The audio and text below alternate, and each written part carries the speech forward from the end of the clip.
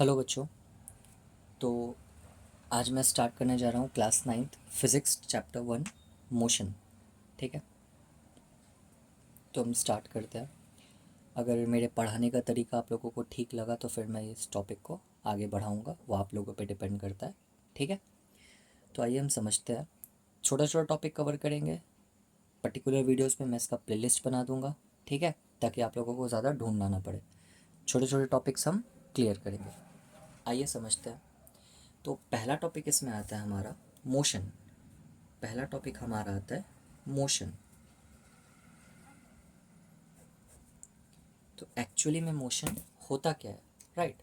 Motion हम बोलते कैसे हैं? तो मैं आपको बताता हूँ। सपोज़ ये एक पॉइंट ए है और ये एक पॉइंट बी है, राइट?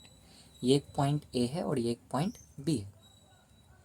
एक ऑब्जेक्ट ए से बी के तरफ मूव किया, राइट?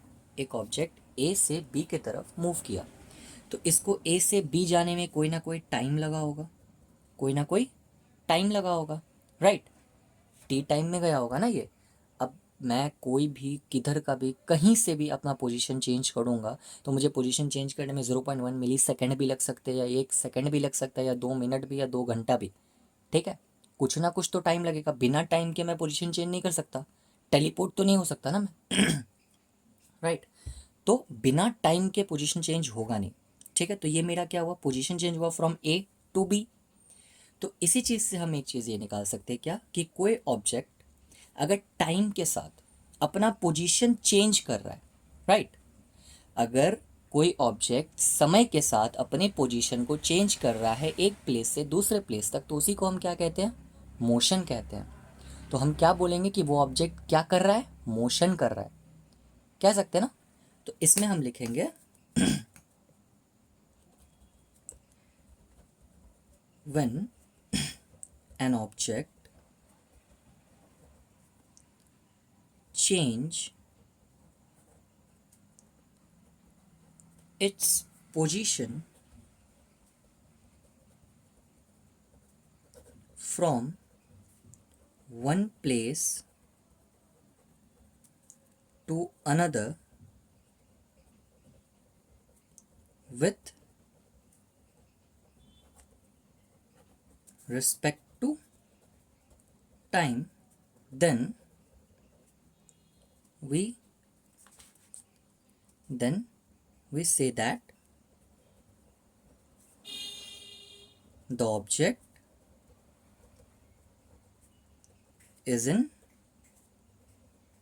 motion, right? यही है। तो मैं ये कह सकता हूँ कि अगर कोई ऑब्जेक्ट अपने पोजीशन को एक प्लेस से दूसरे प्लेस तक चेंज कर रहा है with respect to time, with respect to time मतलब समय के साथ अपने पोजीशन को चेंज कर रहा है, तो उसे हम क्या कहेंगे कि वो ऑब्जेक्ट किस में है, मोशन में है, राइट? ये हो गया हमारा मोशन। अब रेस्ट का तो टॉपिक आता नहीं है, बट मैं आपको समझा देता हूँ रेस्ट होता क्या है। ठीक है, रेस्ट जस्ट इसका उल्टा होता है। रेस्ट जो है इसका उल्टा होता है, राइट? तो मैं ये कह सकता हूँ, अगर मान लो ये ऑब्जेक्ट ए जो है, ये ऑब्जेक्ट ए जो है यहीं पे है, ठीक है, ये यहाँ से मूव ही नहीं किया, ये ए पोजीशन पे ही टिका हुआ है, राइट? तो मैं इस ऑब्जेक्ट को रेस्ट पे बोल सकता हूँ। टाइम तो क्योंकि क्योंकि टाइम तो बीत रहा है ना, टाइम तो बीत रहा है, राइट? क्योंकि हमें पता है टाइम क्या है, कांस्टेंट है। टाइम जो है वो क्या है, कांस्टेंट है। टाइम तो चलता रहता है, लेकिन टाइम किसी के लिए नहीं रुकता, राइट? तो मैं ये कह सकता हूँ कि कोई भी ऑब्जेक्ट, मैं इसका उल्टा लिख सकता हूँ, when an object does not change its position from one place to another with respect to time, then we say that the object is in rest, right? मतलब अगर कोई ऑब्जेक्ट अपने पोजीशन को चेंज नहीं कर रहा है टाइम के साथ, तो वो ऑब्जेक्ट क्या है, रेस्ट में है। वो ऑब्जेक्ट क्या है, रेस्ट में है, राइट? अब आता है एक पोजीशन क्या, रेफरेंस पॉइंट। अब एक पॉइंट आता है टॉपिक क्या दूसरा, रेफरेंस पॉइंट।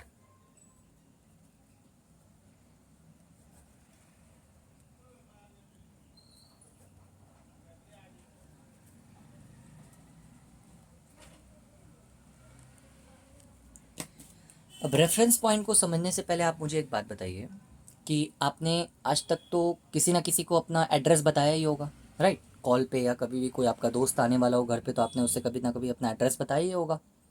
क्या बताया कि मान लीजिए आपके घर के पास कोई स्कूल है या घर के पास कोई पेड़ है या घर के पास कोई मंदिर है, तो बताया हो कि हाँ भाई मंदिर से राइट ले लेना या घर के पास से राइट ले लियो, है ना? बताया होगा आपने ज़रूर। तो वो जो आपने बताया कि मंदिर से राइट लेना, तो वो मंदिर क्या हो गया?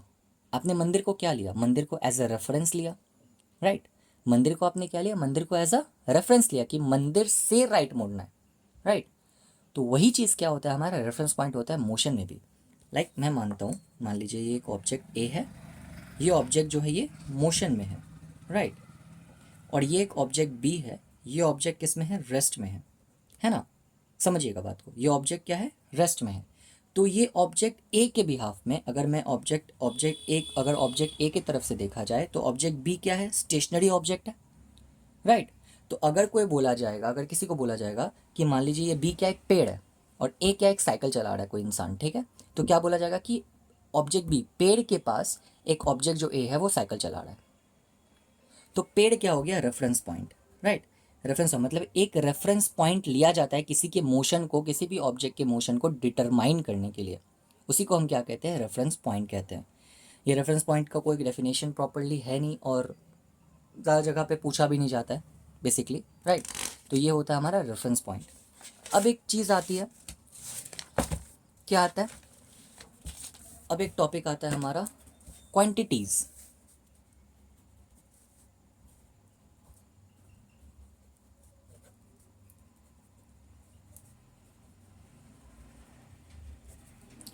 क्वांटिटीज़ में भी दो पार्ट है। क्या है? पहला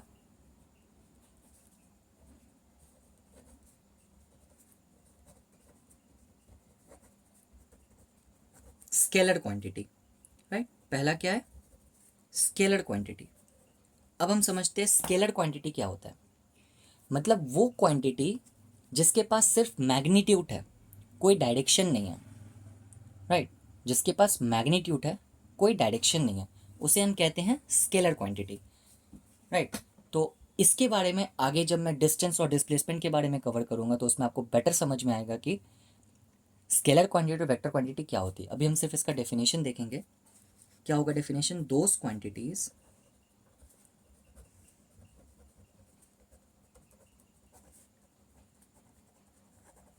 which has only magnitude not direction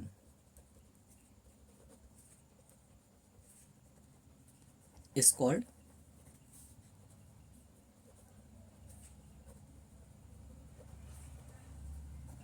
scalar quantity.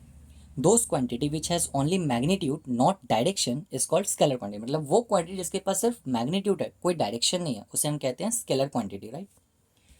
अब मैं आपको दूसरा क्वांटिटी बताऊंगा। दूसरा क्वांटिटी क्या होता है? दूसरा होता है vector quantity.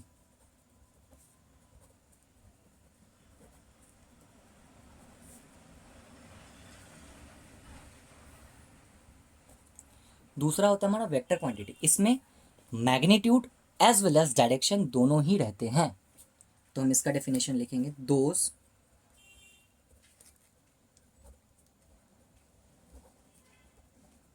Quantity which has magnitude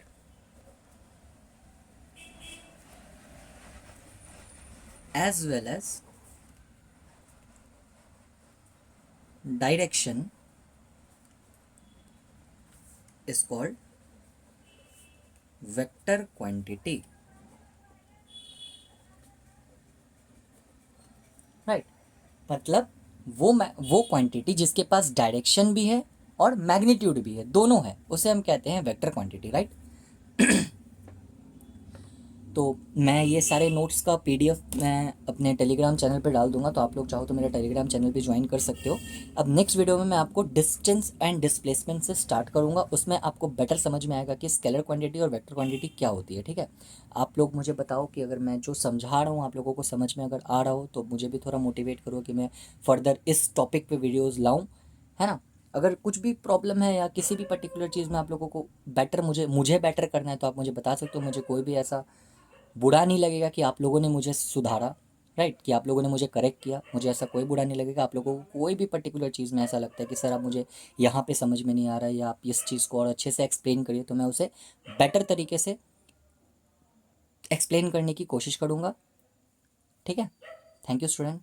मिलते हैं आपसे डिस्टेंस एंड डिस्प्लेसमेंट के टॉपिक पे। ठीक है, पहले आप लोग ये समझ लीजिए और मेरे टेलीग्राम चैनल को ज्वाइन कर लीजिए फॉर पीडीएफ्स एंड नोट्स।